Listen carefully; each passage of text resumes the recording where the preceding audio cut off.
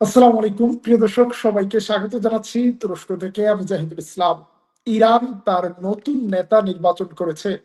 Doctor Ali Larijani নিহত হওয়ার পর আলী লারিজানির চেয়ারে এসেছে নতুন নেতা, আইআরজিসির সাবেক কমান্ডার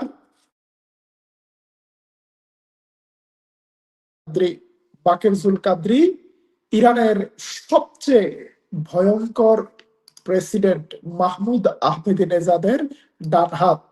যেই প্রেসিডেন্টের নাম শুনলে এখনো নেতানিয়াহু মাঝে মাঝে মাঝরাতে কেঁপে কেঁপে ওঠে, সেই নেতানিয়াহুর ডান হাত ছিল বর্তমান ইরানের সুপ্রিম ন্যাশনাল কাউন্সিলের প্রধান বাকের জুল কাদ্রি। বাকের জুল কাদ্রি আহমেদিনেজাদের সরকারের ডেপুটি এবং দায়িত্ব নেয়ার পরপরই শুরু হয়ে গিয়েছে দখলদার দেশটির বিরুদ্ধে ইরানের নতুন অপারেশন। আজকে ইরান আবারও ফায়ার করেছে সিজিল মিসাইল, শব্দের চেয়ে 13 গুণ গতিসম্পন্ন মিসাইল সিজিল।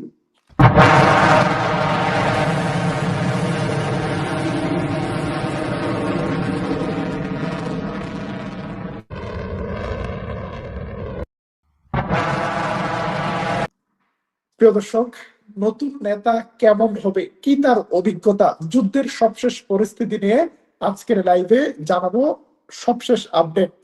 কে কোথা থেকে আমাদের লাইভে যুক্ত হয়েছেন কমেন্টে জানাতে পারেন। কুড়িগ্রামের উলিপুর থেকে যুক্ত হয়েছেন একজন দর্শক, ডক্টর ব্যারিস্টার মাহবুবুল হক সালেহির এলাকা। চলুন দেখে আসি ইরানের আরেকটি মিসাইল ফায়ারের দৃশ্য।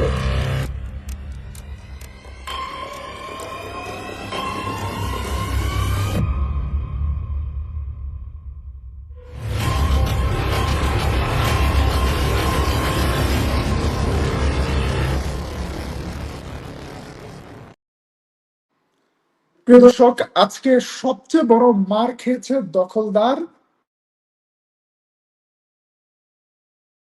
সেনাদের পজিশনকে টার্গেট করে ফায়ার করেছে লেবানিজ গেরিলারা। সেখানে ডাইরেক্ট হিট হয়েছে তাদের রকেট এবং আহতদের উদ্ধার করার জন্য তিনটি হেলিকপ্টার প্রয়োজন হয়েছে। তিনটি হেলিকপ্টার বোঝাই করে আহতদের নেওয়া হচ্ছে নিরাপদ স্থানে। আমরা সেই সংবাদ পেয়েছি। লেবানন থেকে আজকের এবং গতকালকের অ্যাকশন নিয়ে বেশ কয়েকটি ভিডিও প্রচার হয়েছে। চলুন দেখে আসি লেবাননের যুদ্ধ।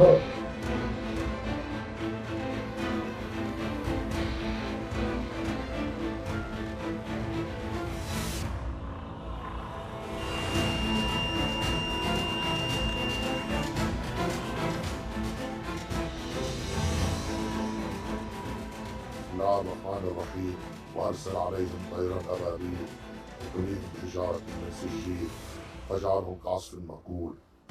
نهضة المقاومة والجهاد هذه القدرات ما زالت بألف خير ونحن بشارتك.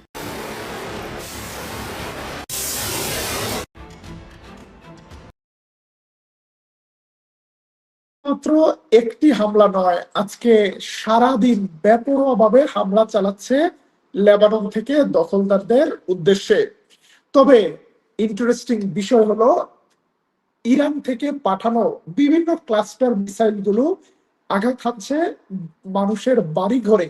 যদিও নেতানিয়াহু দাবি করেছে এগুলো নাকি বেসামরিক মানুষের বাড়ি ঘরে আঘাত হানছে, কিন্তু ইসরায়েলি গণমাধ্যম জানাচ্ছে এবার ইরানের মিসাইল হিট করেছে ইসরায়েলের একজন সংসদ সদস্যের মারিভ বেন আরি। মারিভ বেন আরির সুখের সংসারের কি অবস্থা করেছে ইরানের দুষ্টু মিসাইল, একবার চেয়ে দেখুন।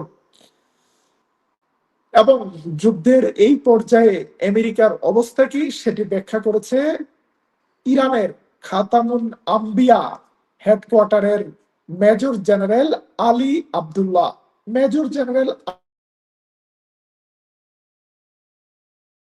বিরুদ্ধে আক্রমণ করে এমন এক গোলক ধাঁধায় পড়েছে, সেখান থেকে আর বের হওয়ার কোনো পথ পাইছে না। সেজন্য তিনি এখন বিভিন্ন মিত্রদের কাছে সাহায্য চাইছে, কিন্তু কেউ ট্রাম্পকে বাঁচাতে আসেনি, বাঁচাতে আসবে না। আমাদের জাতি এখন যুদ্ধের বিজয়ের দিকে এগিয়ে যাচ্ছে।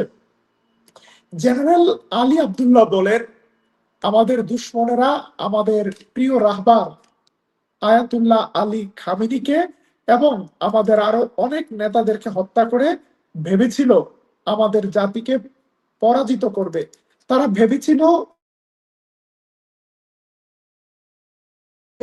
ইরানের ইসলামী সরকারের পতন হবে, কিন্তু সেটা হয়নি। 48 ঘন্টা দূরে থাক, আজকে 25 দিন যাবৎ ইরান প্রতিরোধ অব্যাহত রেখেছে। শুধু তাই নয়, ইরান বিজয়ের দ্বার প্রান্তে চলে এসেছে, ইরান বিজয়ের দিকে এগিয়ে যাচ্ছে। ডক্টর জেনারেল আলী আব্দুল্লাহর এই বক্তব্যের সাথে আপনারা কতটুকু একমত? এই মুহূর্তে যুদ্ধে কারা এগিয়ে আছে বলে মনে করেন, ইরান নাকি আমেরিকা?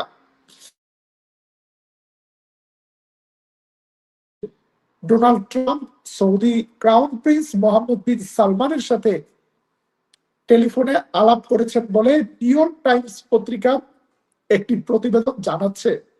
সেই প্রতিবেদনে দাবি করা হয়েছে, সৌদি আরবের ক্রাউন প্রিন্স মোহাম্মদ বিন সালমান বলছে যে এখনই সময়, এখনই সুযোগ, অপরচুনিটি এখনই ইরানকে দুর্বল করে দেওয়ার, পারলে ইরানের সরকারকে ধসিয়ে দেওয়ার, যার মাধ্যমে মধ্যপ্রাচ্য একটা নতুন রূপ নেবে। তবে এই সংবাদ কতটুকু সত্য সেটা আমরা নিশ্চিত করতে পারিনি। নিউ ইয়র্ক নিউজ কিংবা সম্পাদকীয়গুলো বেশিরভাগ সময় ইসরায়েলি সরকারের চাওয়া পাওয়া এবং তাদের এক্সপেকটেশনের সাথে অ্যালাইন করে প্রকাশ করা হয়, কিন্তু এই ধরনের একটা সংবাদ তারা প্রচার করেছে, সেটা আমরা তুর্কিপিডিয়ার দর্শকদেরকে জানিয়ে রাখলাম। প্রিয় দর্শক, যখন একের পর এক ফায়ার চলছে লেবাননে, তখন লেবাননের লেবাননের ভেতর থেকে আক্রমণ বন্ধ করার জন্য ইসরায়েলও আজকে ইসরায়েলি বাহিনী লেবাননের ভেতরে এই ধরনের হামলা করেছে।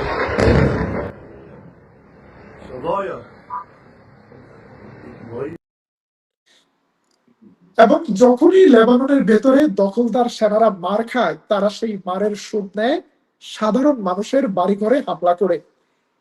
আজকে ইসরায়েলের প্রতিরক্ষা মন্ত্রী ইসরায়েল কাটস বলেছেন যে আমরা লিটানি নদীর উপরে 5টি ব্রিজ ধ্বংস করেছি, বাকি ব্রিজগুলো নিয়ন্ত্রণ আমরা করব। লিটানি নদীর দক্ষিণ পার পুরোটা আমরা নিয়ন্ত্রণে নেব, যেমনটা আমরা গাজার 55 ভাগের নিয়ন্ত্রণ নিয়েছি। তবে ইসরায়েল এখন তাদের এই স্বপ্ন কতটুকু পূরণ হবে সেটা বোঝা বড় দায়।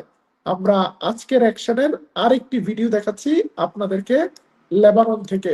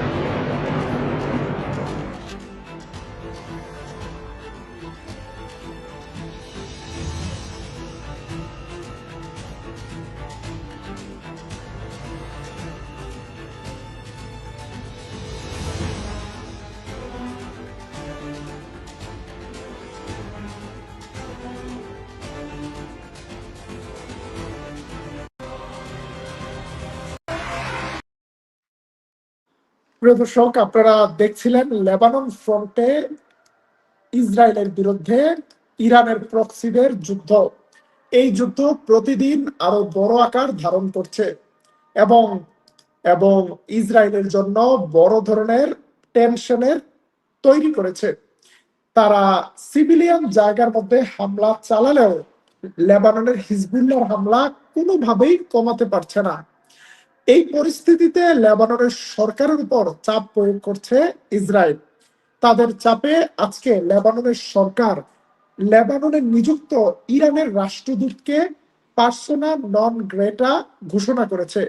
অর্থাৎ তারা লেবাননে থাকা ইরানের রাষ্ট্রদূতকে বহিষ্কার করেছে, তাদেরকে 24 ঘন্টার মধ্যে লেবানন ছেড়ে যেতে বলেছে। লেবাননের সরকার কখনো রশি ঢিল দিচ্ছে, কখনো টান দিচ্ছে, কখনো হিজবুল্লাহকে পরোক্ষভাবে সহযোগিতা করছে বলে ইসরায়েল দাবি করছে, কখনো ইরানের বিরুদ্ধে একটু শক্ত ভাব দেখাচ্ছে। কিন্তু লেবাননে ইসরায়েলি আগ্রাসন বন্ধ হচ্ছে না, আবার একই সাথে লেবাননে হিজবুল্লাহর হামলাও বন্ধ করা যাচ্ছে না।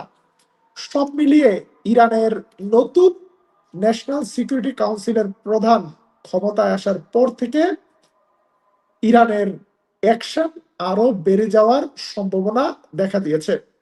প্রিয় দর্শক, লাইভের এই পর্যায়ে এসে আমরা ইরানের নতুন ন্যাশনাল সিকিউরিটি কাউন্সিলের প্রধান বাকের জুলকাদের সম্পর্কে আরো কয়েকটি তথ্য দিব।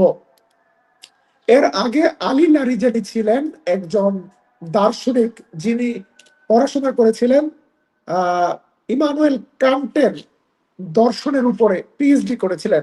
কিন্তু এই বর্তমান আহ, ইরানের ন্যাশনাল সুপ্রিম কাউন্সিলের সেক্রেটারি একজন পুরোদস্তুর সামরিক কর্মকর্তা। তিনি আইআরজিসির কমান্ডার হিসেবে দায়িত্ব পালন করেছেন। ইরানের বিপ্লবের পর বিভিন্ন প্যারামিলিটারি বাহিনীর দায়িত্বে ছিলেন এবং সর্বশেষ মাহমুদ আহমেদিনেজাদের উপ স্বরাষ্ট্রমন্ত্রী হিসেবে দায়িত্ব পালন করেছেন। সুতরাং আলী লারিজানির মতো আলোচনাকে প্রায়োরিটি দেওয়া নেতার পরিবর্তে ইরান পেয়েছে এবার আরো কড়া নেতা, যে কিনা ইসরায়েলকে প্রত্যেকটি আক্রমণের জবাব দিবে শক্তির ভাষায়, যেই ভাষায় ইসরায়েল কথা বুঝতে পারে। আপনাদের কি মনে হয় ইরানের নতুন এই নেতা কেমন হতে পারে? আপনাদের মতামত জানাতে পারেন আমাদের কমেন্ট বক্সে। আজকের লাইভ শেষ করছি নতুন নেতার অভিষেকের পর আবারও ইরানের ভয়ঙ্কর সিজিল মিসাইলের ফায়ারের ভিডিও দিয়ে। আল্লাহ হাফেজ।